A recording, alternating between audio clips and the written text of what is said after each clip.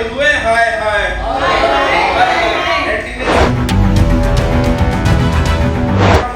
कम करो वोट के आदेश की पालना करो पालना करो पैसे वापस करो वापस करो।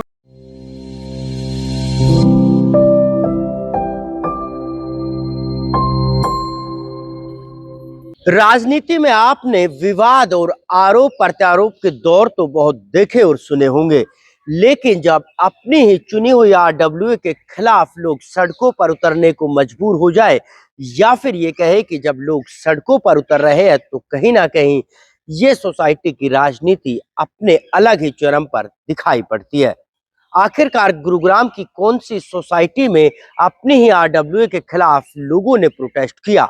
नमस्कार, मैं हूं नीरज। हम बावता दिखाएंगे आपको इस खास खबर में, लेकिन उससे पहले अगर अभी तक आपने हमारे चैनल को सब्सक्राइब नहीं किया तो सबसे पहले चैनल को सब्सक्राइब जरूर करें, ताकि रियल एस्टेट सेक्टर से जुड़ी हुई तमाम खबरें आप तक सीधी और सबसे पहले पहुंच सके। तो देखिए हमारी इस खास खबर में कि आखिरकार क्यों लोग अपनी आरडब्ल्यूए के खिलाफ सड़कों पर उतरे और इस पर आरडब्ल्यूए ने क्या कुछ सफाई दी। गुरुग्राम के सेक्टर 102 की सनसिटी एवेन्यू सोसाइटी के रेजिडेंट ने अपनी ही चुनी हुई आरडब्ल्यूए के खिलाफ मोर्चा खोल दिया।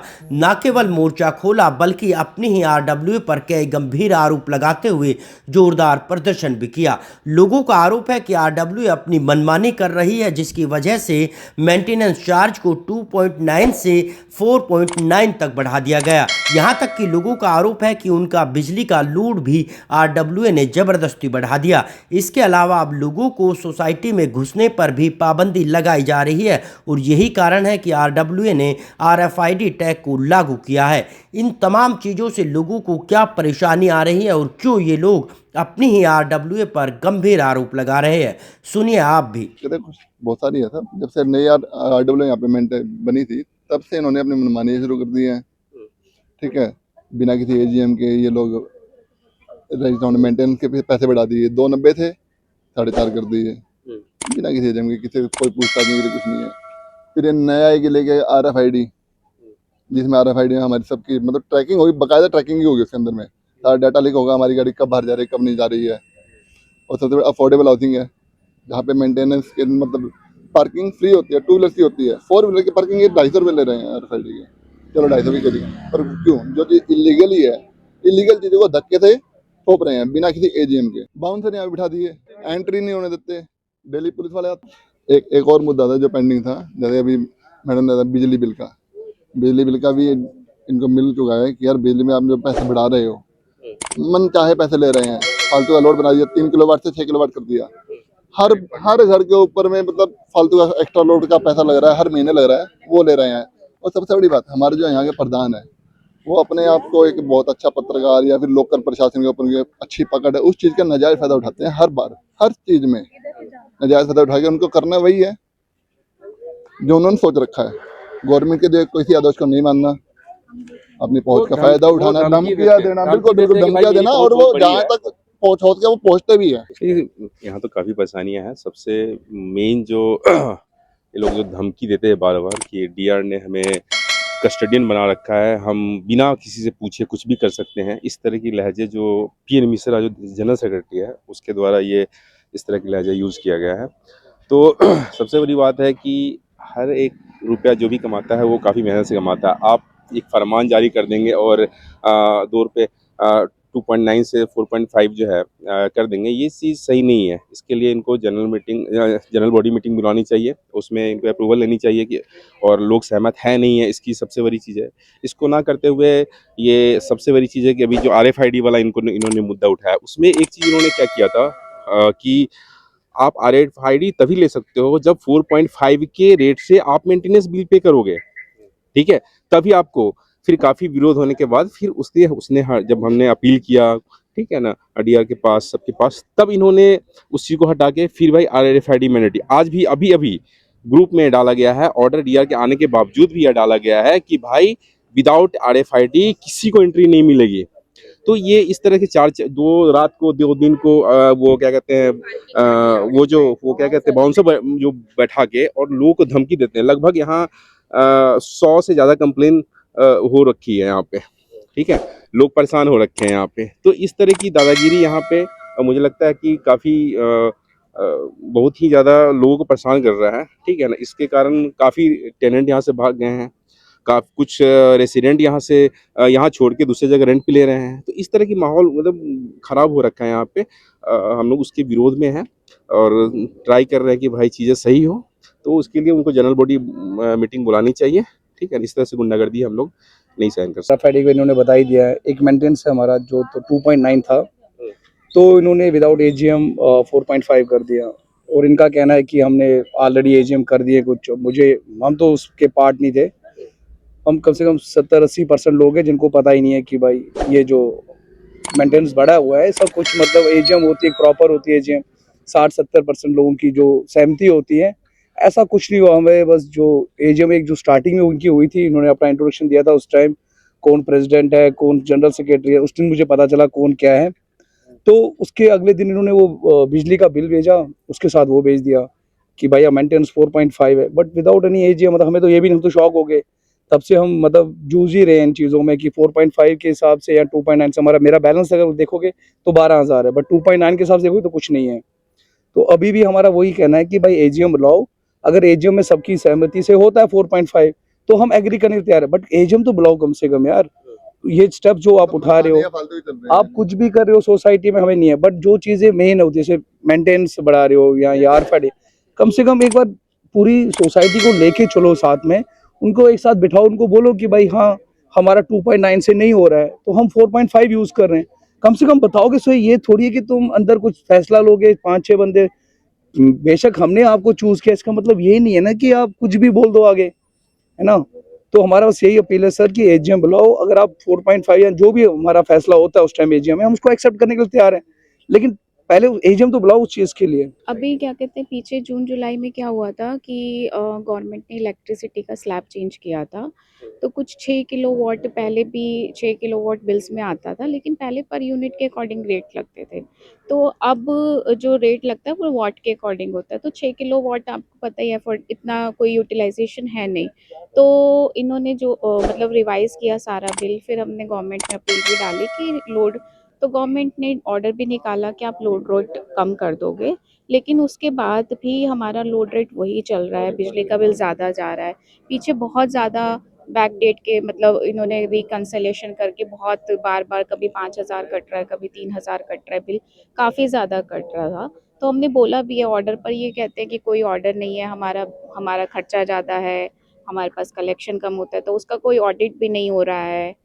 मतलब गवर्नमेंट कुछ भी ऑर्डर निकाल दे, ये कुछ भी नहीं मान रहे हैं। सनसिटी एवेन्यू सोसाइटी के लोगों के आरोपों को देखते हुए अब आरडब्ल्यूए भी सामने आ गई है और आरडब्ल्यूए ने लोगों के इन तमाम आरोपों को निराधार बताते हुए कहा है कि सोसाइटी को चलाने की जिम्मेदारी आरडब्ल्यूए की है और आरडब्ल्यूए के पास इतना पैसा नहीं है कि तमाम चीज़ों को मेंटेन किया जा सके, इसीलिए ये मेंटेनेंस चार्ज बढ़ाया गया है।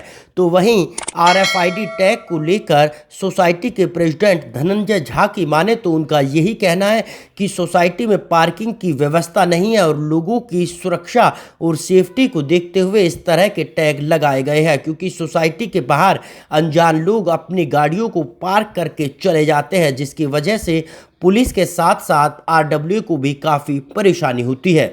नहीं, ये सरासर गलत है। जब हमने सोसाइटी का लिया मैनेजमेंट, इसी अप्रैल में नई आरडब्ल्यूए आई, पढ़े लिखे लोगों की एक टीम आई, तो हमें भी अनुभव नहीं था, किसी को जैसे अनुभव नहीं होता है। तो जब हमें वित्तीय स्थिति का पता चला तो हमारे हाथ पांव फूल गए। सोसाइटी 61 लाख की देनदारी में थी और जो हमें बैलेंस ट्रांसफ़र किया गया था वो अकाउंट में जीरो था। और जो सबसे हास्यास्पद और संदेह पैदा करने वाली बात थी, वो हमने ये देखा कि पिछले अक्टूबर से जब से पूर्व आरडब्ल्यूए ने बिल्डर से हैंडओवर लिया था, तो उसमें हमने ये देखा कि सोसाइटी की फिक्स्ड आमदनी महज 10 लाख 11 लाख के आसपास थी, वो भी तब जब आपके 761 यूनिट होल्डर मेंटेनेंस पूरा पे करे, जो कि किसी सोसाइटी में नहीं होता है। तो एवरेज हमारी आमदनी 9 से 10 लाख थी और इसके अगेंस्ट में हमारा खर्चा, मैंडेटरी खर्चा 17-18 लाख था। तो ये मिसमैच मीट करना हमारे लिए बहुत चैलेंजिंग हो गया। जनवरी, फरवरी और मार्च 2025 के सारे स्टाफ के पेमेंट बाकी थे और जो भी हाउसकीपिंग थे, सिक्योरिटी थे, सबने हड़ताल कर दिया कि हमें पेमेंट चाहिए। अब 3 महीने के पैसे 18-54 कहाँ से लाते हैं? तो हमने एक इमरजेंसी मीटिंग बुलाई। हमारा बाय लॉज परमिट करता है कि अगर कोई आकस्मिक स्थिति आ जाए तो RWA इस स्थिति को निपटने के लिए एक इमरजेंसी मीटिंग बुलाती है। हमने वो मीटिंग बुलाई 5 अप्रैल को और उसमें हमने लोगों को ये सूचना दी कि इस वित्तीय स्थिति का किसी को पहले क्यों नहीं बताया गया था, पूर्व RWA ने क्यों नहीं AGM करके डिसॉल्व करने से पहले या बिल्डर से लेने से पहले वित्तीय स्थिति का क्यों नहीं सबको सूचना दिया। और अगर हम आ चुके हैं उसके बाद अगर हमें ये मिला है तो अगर आप अनुमति देंगे कि इस खर्चे पर 17-18 लाख के खर्चे के अकॉर्डिंगली रिकवर करना हम फंस चुके हैं। तो उन्होंने कहा आप कर सकते हैं। यही थी हमारी स्थिति। अगर आप 17-18 हमारे हाउसकीपिंग के 7 लाख प्लस के बिल जा रहे थे अक्टूबर से, सिक्योरिटी के 4 लाख प्लस जा रहे थे और इसके अलावा कम से कम 12-13 वेंडर्स हमारे इंगेज्ड हैं। तो उनको आप पेमेंट दोगे? आपको वो खर्चा डेवलपमेंट के खर्चे नहीं है जहां आप चाहो और ना चाहो, आपको उनके खर्चे देने ही है। या तो सिक्योरिटी हटा दो या तो सफाई कर्मचारी हटा दो। तो लोगों ने ऐसा करने से एक्सेप्ट नहीं करेंगे कभी लोग। तो आपको हमने बढ़ाया नहीं, आप इस चीज़ को आपके माध्यम से हम ये मैसेज देना चाहते हैं, हम बढ़ाए नहीं है। बढ़ाते तब जब हम नए आते, नई चीज़ करते। हम तो अक्टूबर 1 से जो खर्चे का पैटर्न है उसको मीट करने के लिए ये स्टेप लेना पड़ा। इसीलिए हमने अपने सबमिशन में भी DR को ये चीज़ कहा है कि हमने बढ़ाया नहीं है। हमने अक्टूबर पीछे के रेट्रोस्पेक्टिवली हमने वो अमाउंट जो खर्चा हो चुका है उसको हमें रिकवर करने के लिए दूसरा ऑप्शन नहीं है। नहीं, ये भी एक सरासर गलत चीज़ है। देखिए, सन सिटी एवेन्यू एक एफोर्डेबल हाउसिंग सोसाइटी है जिसमें 4 व्हीलर पार्किंग की व्यवस्था नहीं होती है, मगर 2019 में बिल्डर ने यहाँ पर पोजीशन दिया था और डे 1 से प्रैक्टिस में ये चीज़ें चली आ रही थी। बिल्डर ने भी अलाउ किया था लेकिन रेसिडेंट्स के भले के लिए अलाउ किया था, जिसमें हम भी हैं कि लगने दिया जाए। चूँकि सोसाइटी के अंदर 250 से 300 गाड़ियाँ ही लग सकती है और फ्लैट है 761 और 70% से ज़्यादा लोगों के पास गाड़ियाँ हैं, किसी के पास 2-2 गाड़ियाँ हैं, किसी के पास और भी है।